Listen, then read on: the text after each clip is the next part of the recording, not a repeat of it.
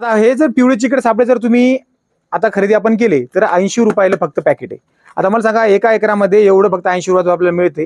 हे जर 80 रुपयाचं फक्त एका एकरात लावलं तुमचं खोडमाशी आणि पिवळे मोजेकचा प्रादुर्भाव कमी करण्यासाठी पांढरी माशी याचा आपण कंट्रोल करू शकतो. तर याच्यामध्ये काय आहे 5 निळे चिकट सापळे येतात आणि 15 पिवळे चिकट सापळे. हे निळे काऊन दिले तर पिवळ्या कलरकडे ज्या आपल्या बाकीच्या किडी येतं जसं तुमचं पांढरी माशी वगैरे हे अट्रॅक्ट होतात.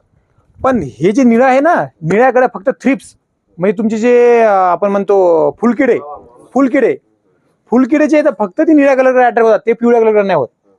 म्हणून तुमच्या वावरामध्ये 15 पिवळे एका एकरात आणि 5 निळे लावायचे. म्हणजे कसं लावायचं 3 पिवळ्याच्या नंतर 1 निळा 3 म्हणजे असं बरोबर 3 15 असं तुमचं या रेशो तुम्ही आपल्या शेतामध्ये लावून टाका. त्याच्यानंतर आपण हे लावलं म्हणजे रसोशी किडीचं आपण कव्हर करत आहे. त्याच्यानंतर आपण दुसरं याच्यामध्ये किडी येऊ नये म्हणून जर नियोजन करायचं तर आपला फेरोमेन ट्रॅप आहे कामगंध सापळे हे आपण शेतामध्ये एकरी 4 लावायचे. तर ठीक आहे हे जर एकरी 4 लावले तर यासाठी आपल्याला एक ल्यूर राहते बरोबर. हे आता हे स्पोडोप्टेरा ल्यूर आहे बरोबर. स्पोडोप्टेरा म्हणजे अशा प्रकारची आळी असते है ना. आणि ही जी फकडी आहे या इटकरी कलरची है ना आपण तंबाखूची पानं खाणारी आळी म्हणतो याला.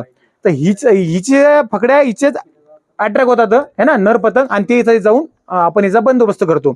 आणि एक उंटाळीची पण भेटते जे आपण हेलिकोरोपा ल्यूर म्हणतो हेलिल्यूर ते पण आपण एक इथं लावायचं. लावायसाठी याच्यामध्ये हे जे इथली ल्यूर राहील ती ल्यूर याच्यामध्ये लावायची ठीक आहे आणि खालून इथं बांधून घ्यायचं. आता हे झालं तुमच्या आता या अळी म्हणजे रसाच्या किडीचा कंट्रोल झाला, पानं खाणाऱ्या अळीचा कंट्रोल झाला बरोबर. म्हणजे येऊ नये म्हणून आपण नियोजन करत आहे. आणि त्याच्यानंतर आता आपल्याकडे दुसरा एक बी प्लॅन आहे कशासाठी जर उंटाळी किंवा पानं खाणाऱ्या अळी जर अजून जर त्याच्यानंतर उरल्यात आल्यातच तर आपण काय करते पक्षी थांबे लावत आहे बरोबर ना. तर पक्षी थांबे आपण लावायचे. पक्षी थांबे तुम्हाला माहिती एक उभी काडी ना आडवी काडी आणि त्याच अंटिना त्यालाच काय करायचं तुम्ही त्याच याला काय करायचं पिवळे चिकट सापळे लावायचे आणि त्यालाच हे कामगंध सापळे लावायचे. म्हणजे एकाच त्या पक्षी थांब्याला काम होऊन राहिलं. पक्षी थांबे एका एकरी 20 लावायचे आपल्याला है ना.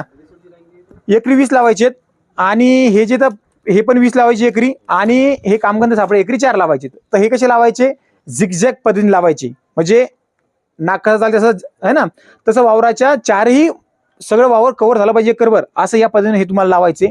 आणि पक्षी काय करतात याच्यामध्ये तुमचं बसून तुम्ही माहिती आहे पक्षी हे वेचून म्हणजे अळ्या जर दिसतील त्या अळ्या खातात.